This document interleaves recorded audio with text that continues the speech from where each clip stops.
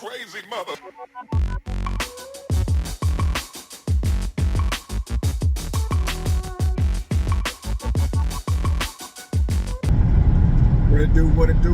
What it do, soul visionaries and potential soul visionaries out there. I am your host, Sherrod Corn, and you are now rocking with the mobile version of the Soul Vision Powercast. You know that place where we keep it unfiltered and raw. We talk about anything from porn to politics. We'll even talk about those things you might have heard or even saw.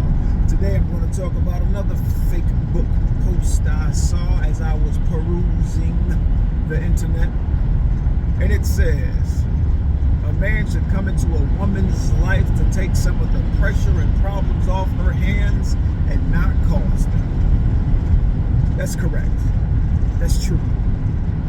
But now, as I was reading more comments, you know, it's as if they want men to come in and be therapists. They want men to come in and solve the issues of what happened in her past that might have been traumatic and this and that and the other. Unless you're a therapist, brother, don't sign up for this gig. And a therapist is getting paid for it. Because it's as if you got to come in and take on all the weight in the world, the pressures, all the things that someone else caused. You have to take this on. You have to cure these things that sometimes are incurable. Because if you listen to a lot of the folks on the internet now, the traumatic experiences that they claim they had back in the day, which may have been more likely caused by their own bad choices, it's going to be impossible to cure these people. They're not healed. They're not going to heal. You got to. Those are red flags when a woman says you got to come and take some of the pressures and problems off my hand. We got enough pressures and problems on our own. Why would I want to take on somebody else's shit? You know, don't jump out here and get into the dating pool if you got pressures and problems and things that need to be resolved. You need to get out here when you are free of all those things, the pressures and the problems. You know, don't expect some grown folk to come in to take on your shit. Now, if they do, hey, more power to them. Should you expect it? No, you shouldn't expect it. Because when you walk into someone's life, you should walk in as well, not bringing any of the things that will be a hindrance to them. You shouldn't bring any of those things that will, you know, for the lack of better words, disrupt their peace, disrupt their unity, their harmony. You know what I mean? So don't expect someone to come in and be your peace. You got to come to the relationship with that shit already. And a lot of women out here that are saying these very things, man, they're hellions. They want to rebel against everything. Attitude problems. They call themselves spoiled brats. They all these negative words that they try to turn into these cute little phrases and things of that nature. Y'all brothers out there better pay attention. When a woman say, I'm spoiled, I'm a spoiled brat, look up the definition to those, and though there's no such thing as a good definition for either one of them. So y'all brothers better be careful, man, trying to come in and be a therapist to these women out here that, quite frankly, need a therapist. You know, if you're not trained to do this, don't do it, bro, because you're going to frustrate yourself, and you'll probably destroy yourself in the process of trying to help somebody else out. So grab yourself a woman that's already at peace. Grab yourself a woman that believe in teamwork, make the dream work.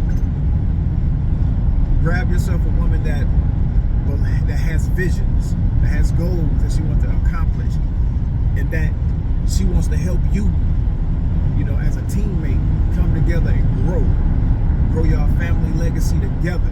She's not coming in trying to latch on to what you have and suck you dry. You know, you want somebody to pour some water in the water bottle too, so that you all can water the flowers, which are your children. You want to be able to water your children together. You understand me? So make sure she has a bottle of water to bring to the table, just like you got a bottle of water, and then y'all both water y'all seeds together so that they'll grow and continue that legacy. So often we keep talking about legacy just being financial. No, we got to destroy the legacy of having babies out of wedlock. We got to destroy the legacies of our black women having so many abortions. We got to destroy the legacy of our black men creating or helping to create single mothers.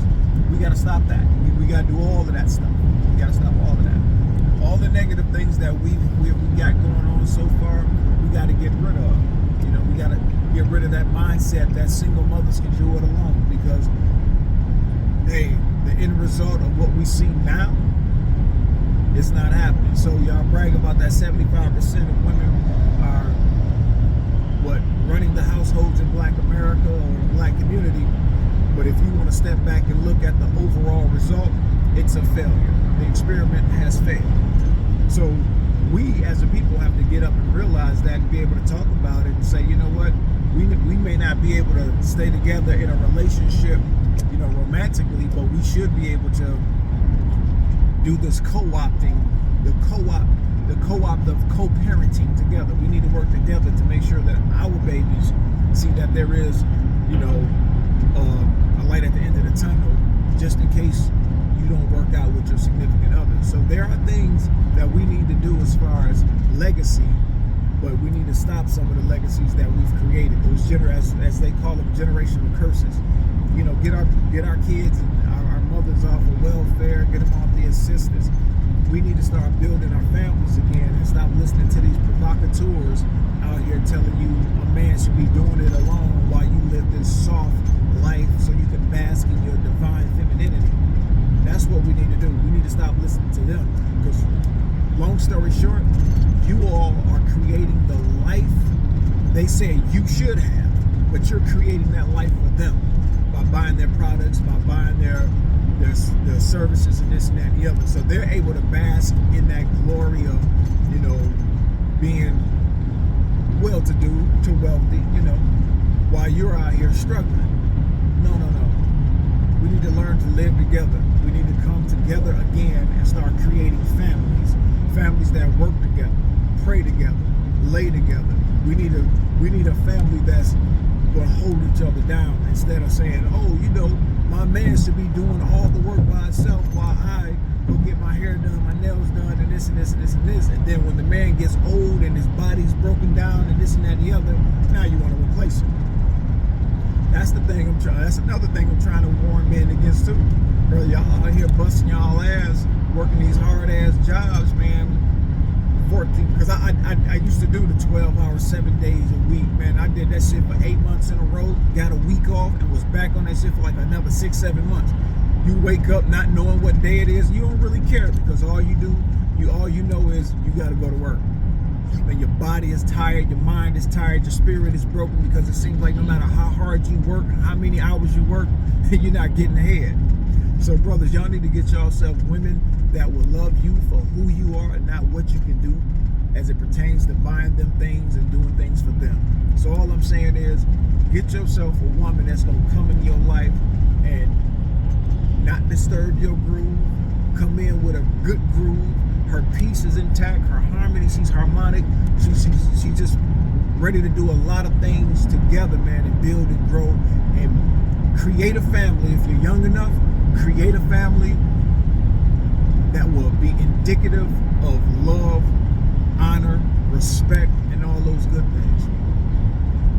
That's it, man. That's the message.